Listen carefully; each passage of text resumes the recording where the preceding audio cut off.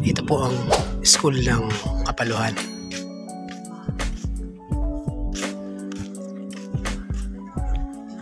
Buhat po dun sa school ng Kapaluhan, papunta sa property, around mga 250 meters po. Papunta po ron sa property na ating pupuntahan na beach. So ayan lang po, napakalapit lamang po. Bali ang magiging daan po natin ito pong right of way. Napasok naman po ang sasakyan hanggang doon sa property. Punta na po tayo doon sa property. Yan po ang daan. Pasok po yan. Ito po ang dadaanan natin. Right of way po ito po sa property.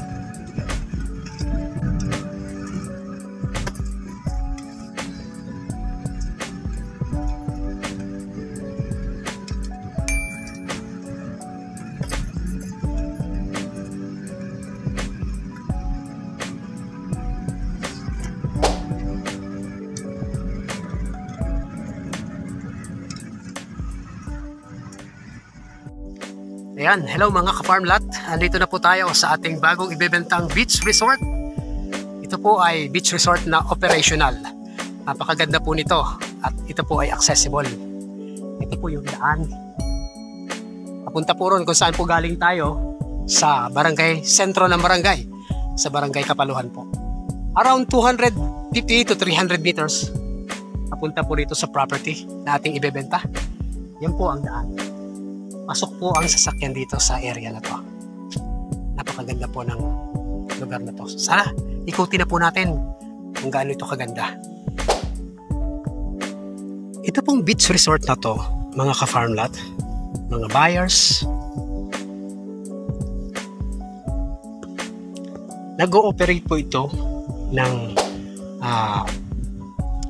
nag-start po ito ay 2000, kung di ako nagkakamali, mga 2016. Yan.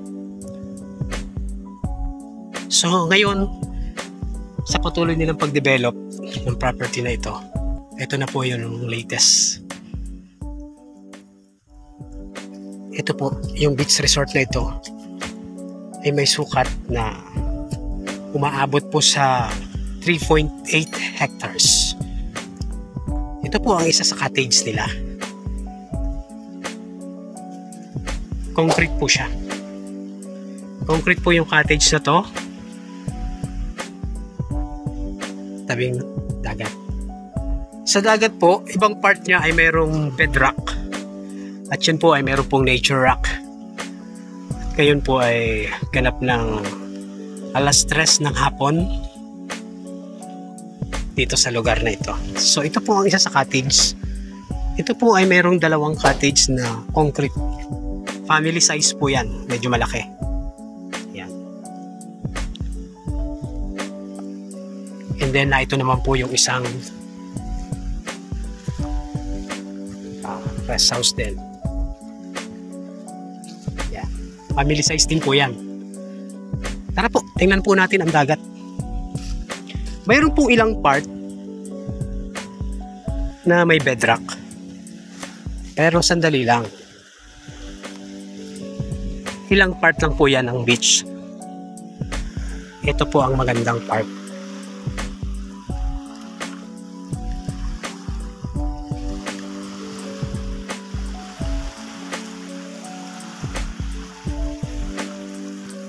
Medyo hindi lang po nalilinisan na ito. So ito po. Ito po ang kanyang beach, mga ka-farmlat. Ito po ang klase ng kanyang buhangin. Nakita niyo po. Napakapino po niyan.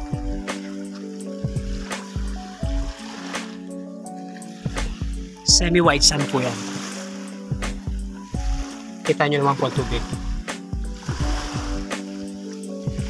Napakaganda po.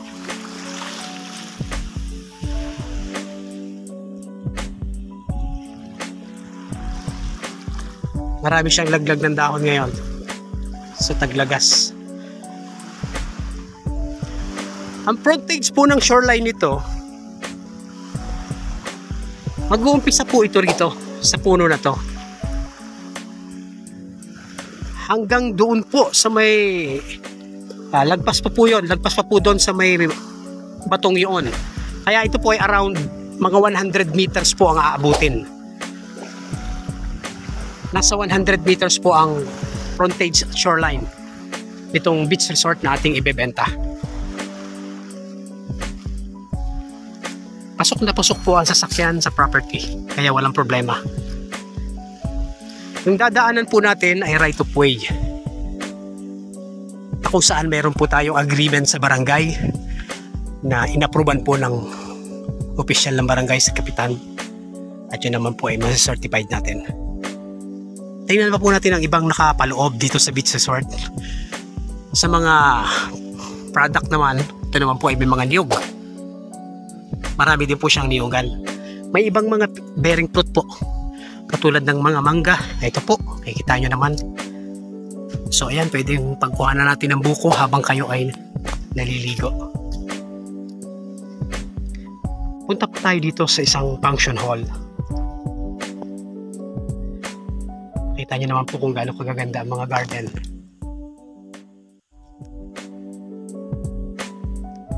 Yan. Pwede po kayong mag-relax dito. Makaiwas sa maingay na mundo. Dito po kayo sa tahimik. Mga alon lang ng dagat ang maririnig at mga huni ng ibon. So ayan po.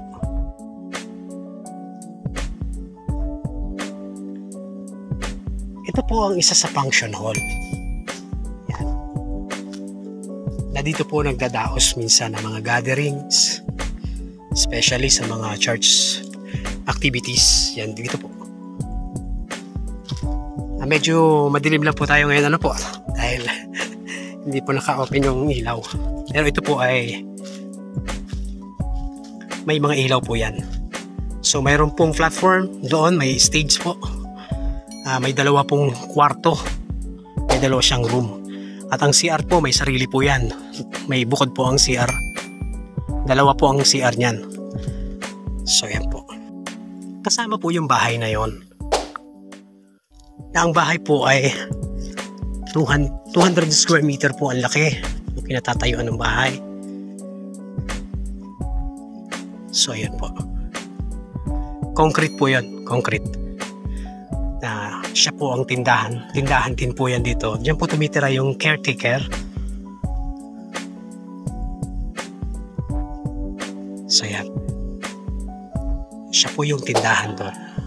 Nagtayo ng tindahan para dito sa beach resort. Siya po ang namamahala ng mga mamamalakad po dito. Okay. Ayan, nakikita nyo naman po ang tataas ng niyog.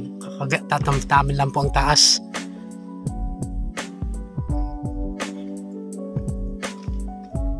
So mayroon na po tayong isang bahay na napuntahan, isang function hall at dalawang rest house. Punta naman po tayo dito. Meron po silang pahingahan katulad nito. Kita nyo naman po kung gaano kaganda. Concrete po ito, concrete.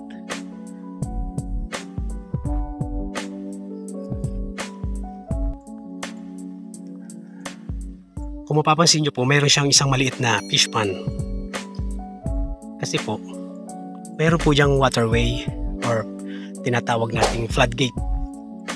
So galing sa dagat, meron po dong inaagusan sa kabilang property, may ilog-ilog po ron. So pumapasok po ang tubig dito, nagpagawa po ito yung may-ari ng isang maliit na fish pond. So pwedeng hulugan ito para meron tayong fresh na isda. Pwede nating hulugan. May mga hulog pong iba, alimango. Yan. So ito po ang ating dadaanan papunta po ron sa kabila. Meron pong maliit na kubo na ganito. May hallway siya na bridge. Ito po. Kita nyo naman po kung gaano kaganda.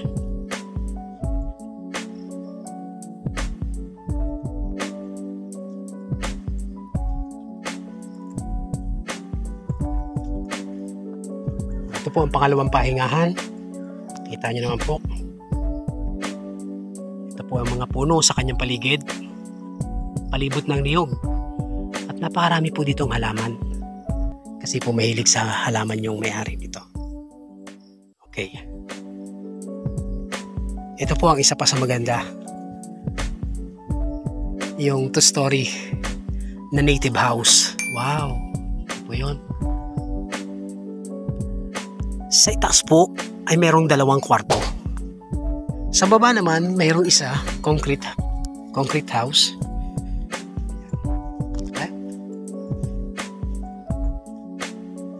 So ito.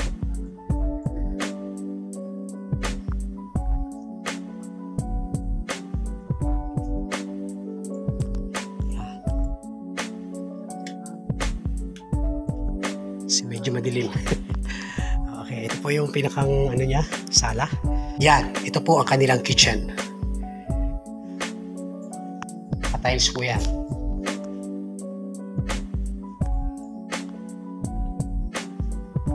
So ito po yung nandito sa native house na 2-story native house. Although concrete itong first floor, and then yung upper part po ay ano lang po, mga wood gawa po sa kahoy. Okay. Yan, ito po ang kanilang CR. 2 po yan, tigkabila. 2 CR po yan. Ito naman po yung sa itaas, pag-akyat. May 2 pong room sa itaas at may malaki pong, ito pong balkon. Bamboo po ang pagkakagawa, kakayari.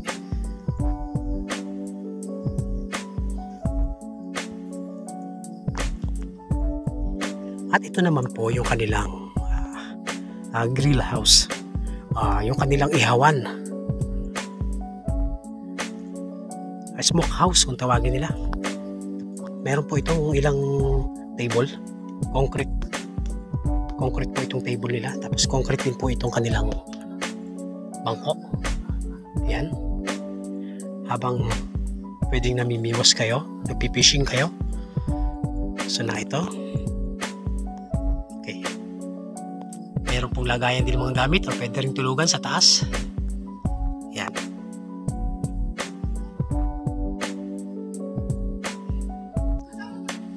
So yan. Ayan po yung itaas ng ating upper part native house.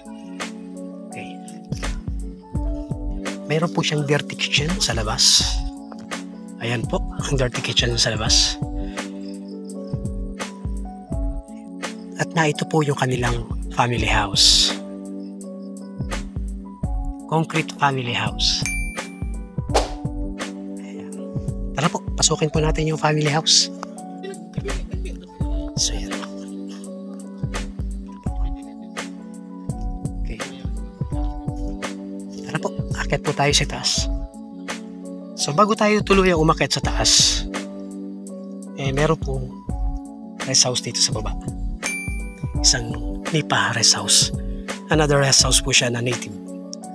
While dun po sa dalawa ay concrete po yun, family house doon. Family rest house doon sa tabing dagat. Ito naman, dito naman po ito sa tabi ng fish pan. Okay. So ang boundary po nito, mga ka-farm lot, ito po ang boundary nito. Dito lang po ito, halos gigilid lang po ito rito sa baba na ito. Yan, gigilid lang po ito sa baba na yan. Ganito. And then, dito po sa may parting ito, nakatayo itong family house. Tayo po.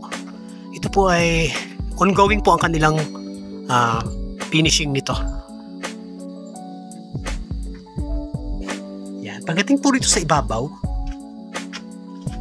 ito po ay 2-story lang. Kung mapapansin nyo, parang napakataas. So, sinadya po nila itong medyo mataas para mas maganda. Naka-overlook po siya. Yan. Overlook po siya sa lahat. Kapag ito po ay nalinisan, ito rin po kasing kabilang kalapit po is for sale din po yan. So, yan po ay ready to yan na rin to dispose. At kapag nabili po yan ng ibang mga investors, malilinisan na po yung area na yan. At dito na po lalantad yung kagandahan ng lugar na ito. Okay. Ito po ang hallway niya. Yan. ongoing po ang kanilang paggagawa.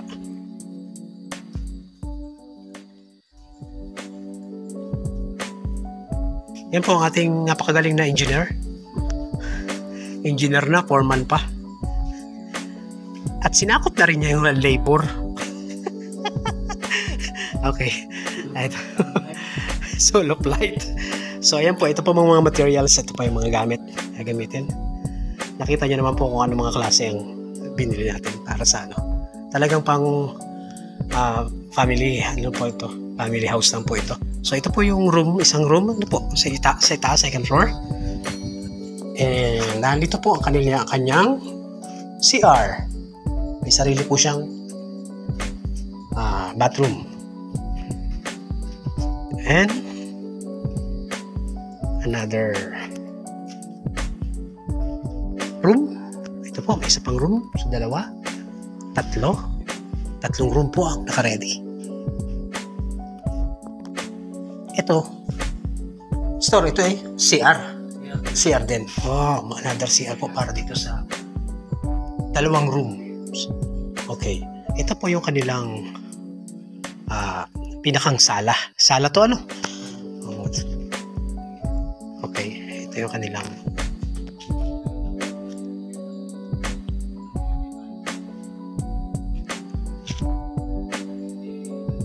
okay. Ito po ay color roof. Pagkakalbubong niyan. Concrete po lahat ito. So ito po yun. Family house nila. May 3 room sa taas. At sa baba naman ay may 2 rooms. So marami pa po mga gamit na talagang inaayos pa po ito. Yung area na to. Anyway, ito po ay merong 2 kwarto. Tatlo po pala. 3 kwarto rin. And then sala. Mayroon din pong sala siya dito sa okay. So ayan po. Ito po yung family house, na concrete family house na ginagawa. Ayan, kasama po ito. Punta naman po tayo ngayon dito sa ilang bahay na kung saan may mga nakatira din po sa ngayon, pero po kayo mag-alala kasi po ito yung mga Christians born again, dahil ang may-ari po nito ay born again. So mayroon na po tayong paglilipatan para sa kanila kung sakali man na ito po ay magustuhan ninyo. Ayan, mayroong ilang bahay po dito. Ayan, kasama po yan.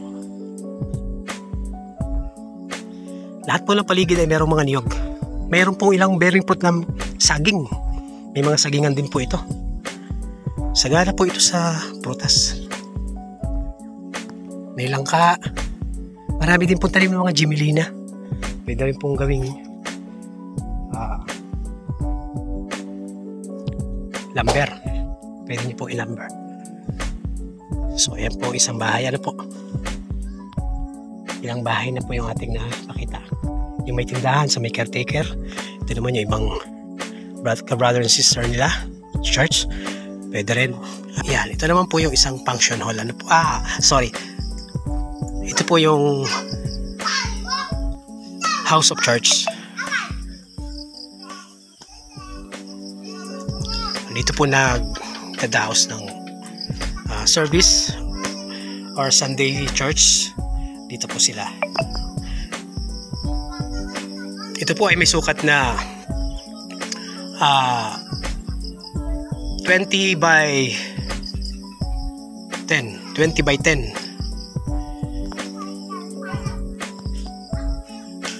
Yan. Medyo yung ating bubong po ngayon ay hindi na napapalitan ng, kasi bihira po itong mapuntahan. Pag meron po mga gatherings, yon. So hindi na maintain yung bubong. Kita niyo po, maganda naman po yung kanyang mga halaman dito. So yan.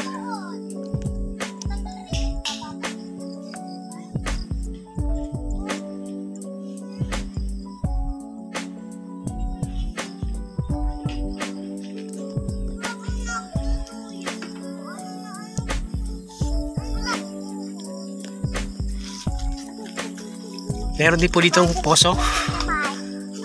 Ito po. Active pa po ito. Marami pong poso dito at meron dito po mga bukal na iniinuman din po nila yung tubig kasi malinis po. Meron po silang culvert. Ayan po. Ito po yung isang bahay. Native. Ano po? Half body po siya. Nakatira po dito yung nag-handle sa church. Ayan.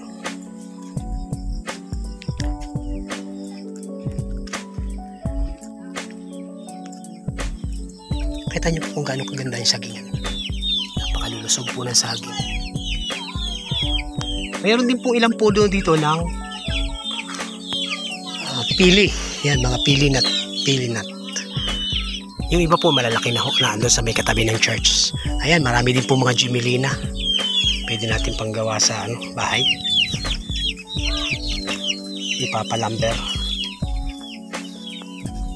Ito po naman, yung hindi na itutuloy nila na bahay. Yan. Konti na lang po ito. Bubong na lang. At saka finishing. So, yung konkretong bahay na yan. Oh. Kasama po yan.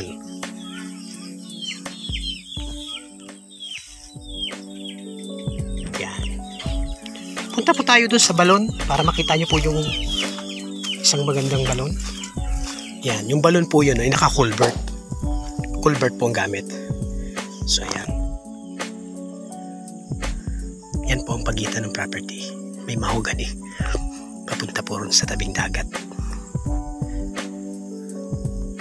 So ayan mga ka-farmlat, nakita nyo na po kung gaano ang ganda nito.